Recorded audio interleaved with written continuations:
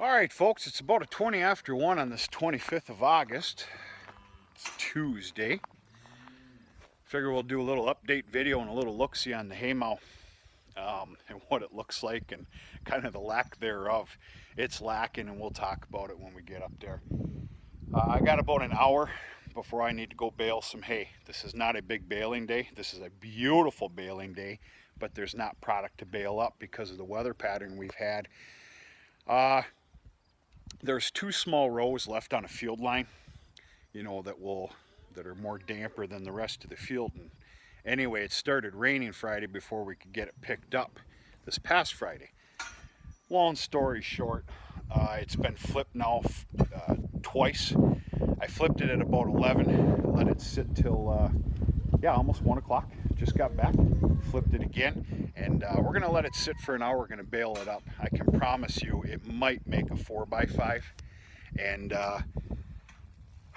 when I do so, I'll be bringing it right back home, and it's gonna go to the Holstein herd, which is doing just fine. They're doing real good. All right, this video is about the haymow and kind of the operation here of what happens when for small square bales. We added to the haymow last night for about 300 bales. It's quite simple. Tractor and wagon gets brought around here, turned here, and then parked right next to the wagon here on a side opening. Damn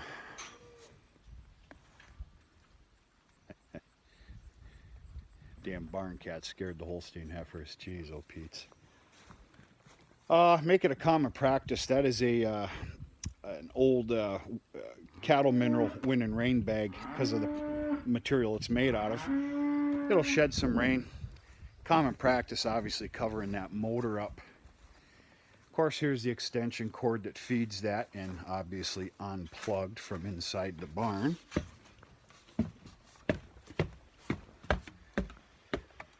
I keep a cooler up here. We didn't need it last night, but if we got a big hay night, I'll stock that with water and even some Gatorade if I'm feeling fancy for all the help that comes.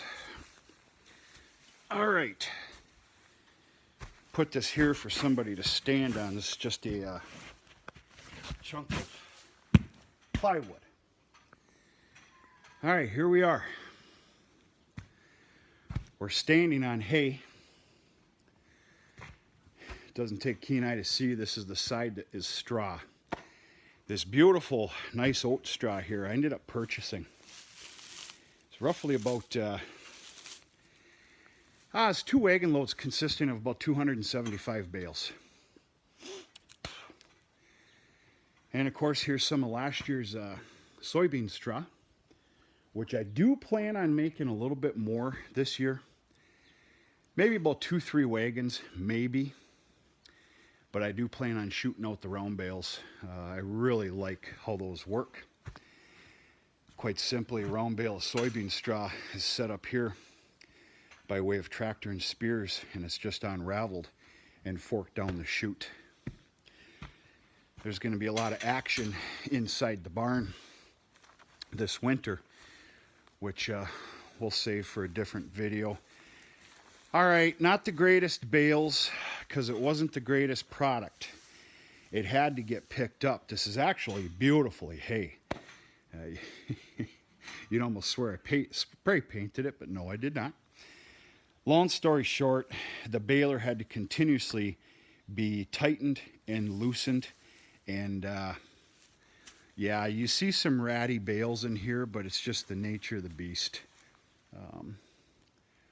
It's hay nonetheless, and that's all that matters. What you're seeing up there, that's a predominant alfalfa. That's actually, boy, I bet you that's 3-year-old hay up there. We basically, before the year started, the 3-year-old line that you see there that goes down about probably 6, 7, 8 tiers, 6, 7 tiers, this haymow was empty up to it. So this is what's been added. Very grateful and happy to have it, but we need a lot more. from this point forward, unless the weather says different, catches us in a pickle. Almost everything from here on out is going to be small squares if we can help it. Would really like to put about another 1,500 will be safe. I'd like to see another 2,000 bales up here, and I think it's possible.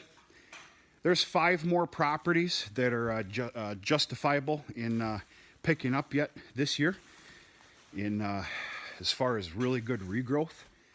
And of course, I'm not talking about the alfalfa fields, just the grassland fields that we have.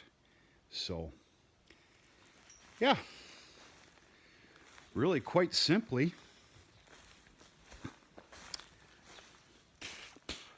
I'm usually outside. I'm running the tractors, the wagons up to the elevator and throwing hay on the elevator. There's a person obviously standing here. Now this regiment just started last night. Last night is when we needed to set this secondary elevator up, which is worth its weight in gold. Then quite obviously there's somebody here, elevator to elevator. And depending on how much hay there is, minimum 2 people here stacking, 1 on each side. And if it's a real big night, let's say we're talking 800-900 bales, maybe pushing 1,000. I'll make damn sure that there's 3 up here. And I always tell them, you guys manage yourselves. If somebody wants a break, if somebody's tired of the monotonous standing here, you boys figure it out. Take turns, do what you got to do, leave me out of it. Manage yourselves. Everybody does a very good job. I'm very, very lucky to have the individuals that I'm able to call upon when in need of some help. Very lucky. Yeah, so this is it. It's pretty meek up here. Really looking to add to it. Oh, what a beautiful hay day this is today. My God. Just, there's not any down. And I can't cut any because we have significant amount of rain from what I'm seeing coming this evening, starting at about 10 p.m., lasting through a greater part of tomorrow. So, just it is what it is. The weather patterns are getting less and less. The year is getting later. So, yeah. That's about it, folks. That is about it. Yeah, these are some very loose bales. But what are you going to do?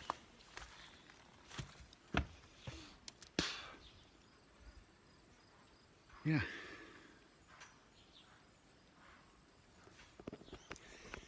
All right, folks, I got to get my butt in gear, and we're going to talk to you sooner and later.